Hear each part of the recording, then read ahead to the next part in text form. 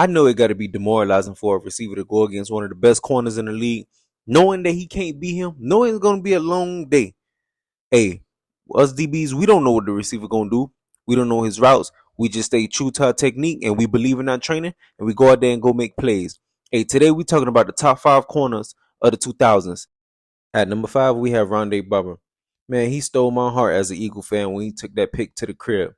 But man, he's well deserving to being on this list. As a 5-time Pro Bowler, 3-time All-Pro, and recent inductee into the Hall of Fame, he let it be known and let it be shown his versatility, not only locking down your favorite receivers, but getting to the quarterback, man. Being able to be a standout player in that Tampa 2 defense, it speaks volume to how great of a player he was, especially when you're playing against a run-first offense in that era. Being able to rush the quarterback and have a guy that can be able to make a play on the ball and book him and take it to the crib, man, it's a beautiful sight to see and a beautiful sight to have. With 47 career interceptions, he was destined to become a Hall of Famer because he played a huge role in leading one of the greatest defenses of all time in the '02 Bucks in winning the Super Bowl. At number 4, we got one of my personal favorite corners of all time, Asante Samuel. Boy, he was electrifying. For 10 years that he was in the league, man, he made quarterbacks look foolish, man, with his deception that he definitely put on display. In his 10-year career, man, he racked up 51 picks, took 6 of them to the crib, man, and he made you pay each and every time. If you needed a big play, call on Zont. Now, he definitely going to pick up that call and make a play for you, now. That's been who he was his whole entire career for the 10 years he was there.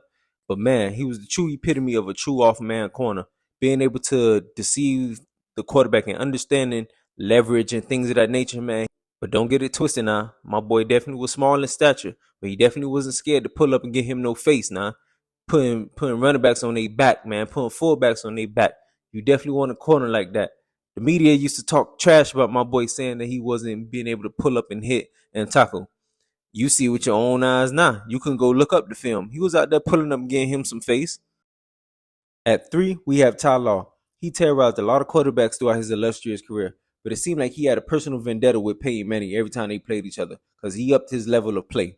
Man, throughout the 2000s, he was prominent as one of the best corners in the league and well deserving to be being on this list, racking up 53 career interceptions. He's a 2-time All-Pro, a 5-time Pro Bowler, a 3-time Super Bowl champ, and a 2019 Hall of Fame inductee.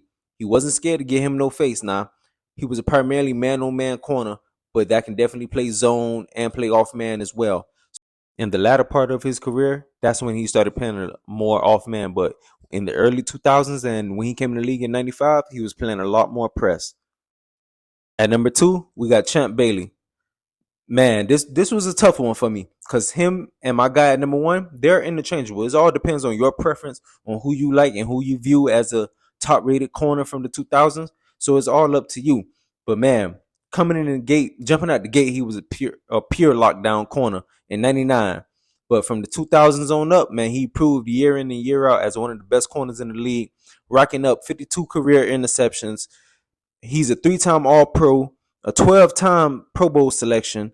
Man, only thing I wish he would have accomplished and had on his resume is a Super Bowl chip, but it don't matter. He was a pure lockdown corner. Quarterbacks was scared to throw his way. And on top of that, he'll go up there and go get him some face. One of the best tackling corners there was to play the game of football. Man, I miss watching him on Sundays. And he had the ability to make unbelievable plays, as we see here with that toe drag swag. Man, that was an unbelievable play. I remember watching that play. At number 1, we have the greatest defensive back of all time. I repeat, the greatest defensive back of all time.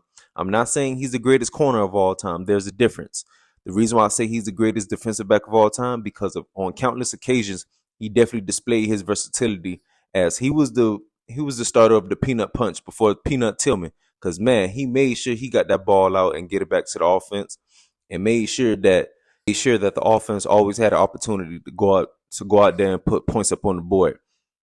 He made his presence felt jumping out the gate in '98, his rookie year, winning the Defensive Rookie of the Year and making plays. But in the 2000s, that's where he really immersed himself as the best corner in the league, getting on that horse on defenders and being able to punch the ball out with 33 career forced fumbles, man.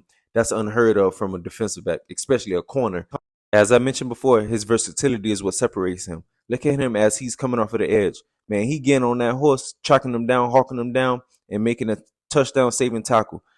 He had a knack for making quarterback stress and racking up 65 career interceptions, which he took 11 of them to the crib.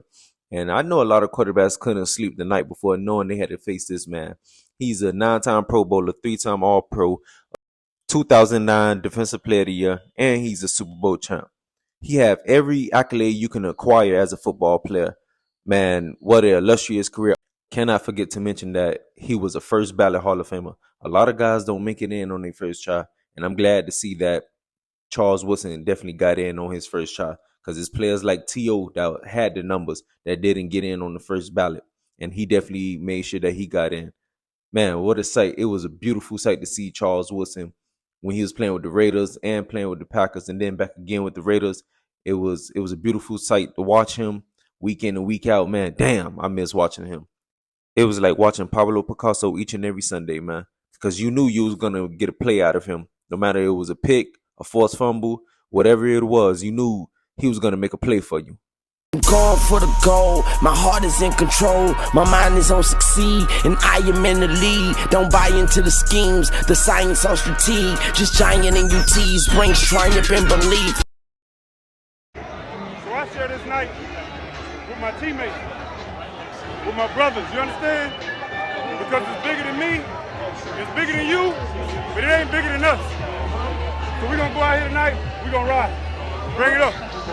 This thing is about family, it's about love, and it's about the fights to go out there and win. Bigger than me on 3, 1, 2, 3. Please make sure to like, subscribe, and comment. Ain't gonna cost you nothing. Just hit that subscribe button for your boy. And I'll catch y'all on the next vid on the top 5 corners of the 2010s.